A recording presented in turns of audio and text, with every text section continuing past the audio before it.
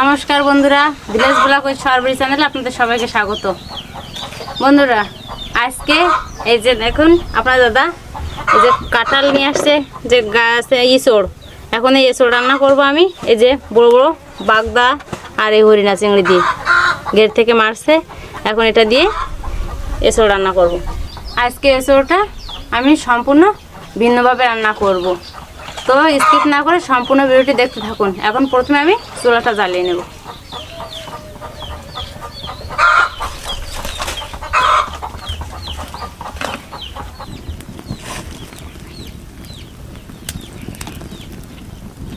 চুলা জ্বালিয়ে নিয়েছি, এখন রান্নার জন্য কড়াই বসিয়ে দেবো।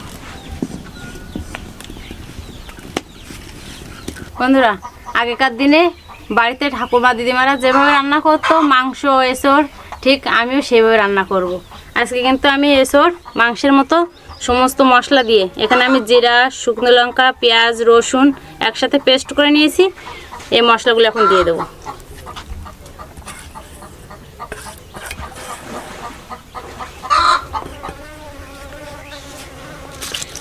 কয়েকটা তেজপাতা দিয়ে দেবো আর পরিমাণ মতো লবণ হলুদ দিয়ে দেবো।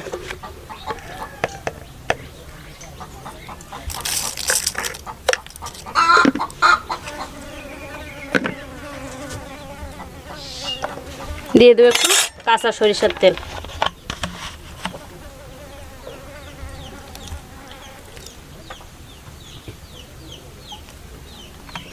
এখন একসাথে সুন্দর করে মশলা মাখিয়ে ম্যারিনেশন করে নেব।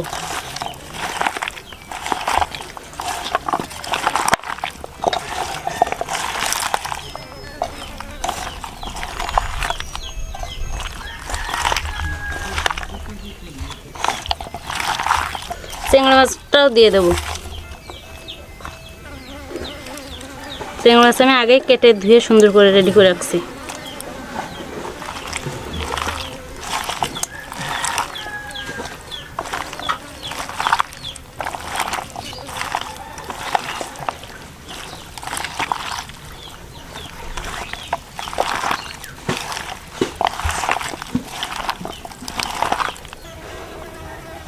এখন আমি এঁচড় চিংড়িটা 5 মিনিটের জন্য রেস্টে রাখবো। কড়াই গরম হয়ে গেছে, এখন আমি সরিষার তেল দিয়ে দেবো।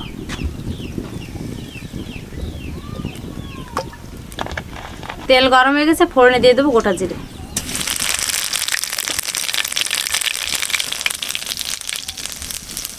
এখন আমি ম্যারিনেশন করে রাখা এঁচড় চিংড়িটা দিয়ে দেবো।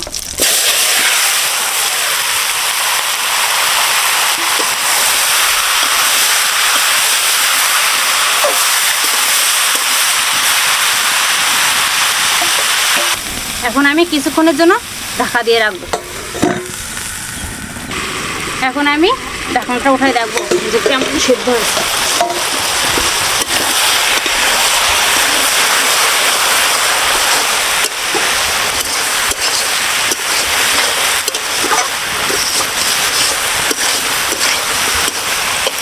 কালার আছে,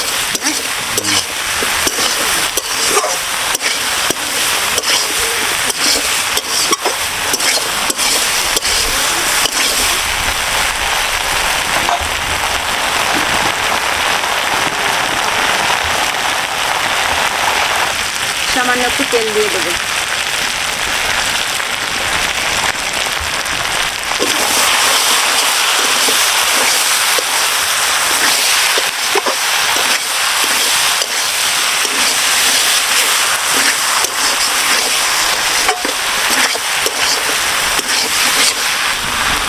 দেখি কেমন সিদ্ধ হয়েছে।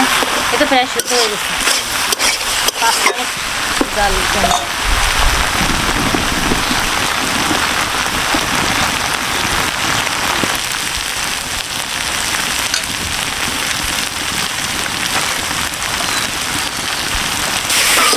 সুন্দর করে ভাজা ভাজা করে নিয়েছি, এখন আমি পরিমাণ মতো জল দিয়ে দেবো।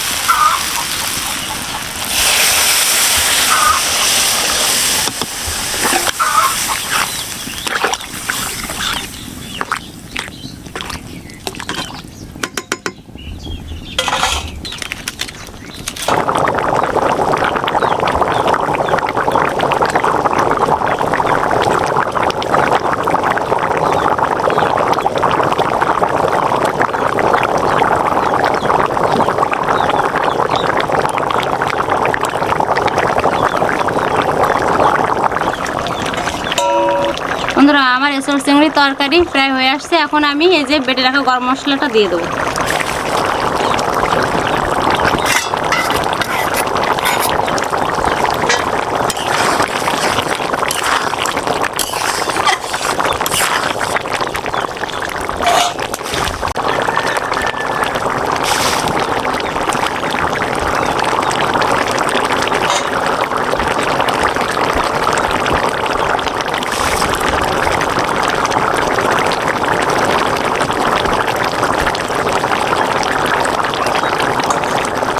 আমার এঁচড় চিংড়ি রান্না হয়ে গেছে, এখন আমি নেব।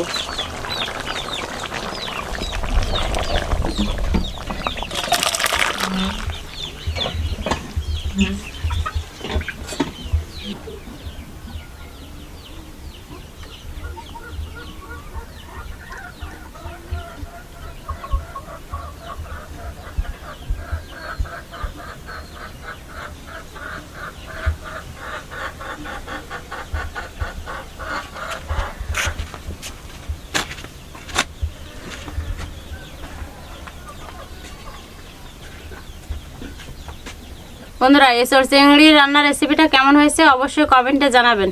দেখা হবে পরবর্তী ভিডিওতে। ততক্ষণে আপনারা সকলে সুস্থ থাকবেন, ভালো থাকবেন।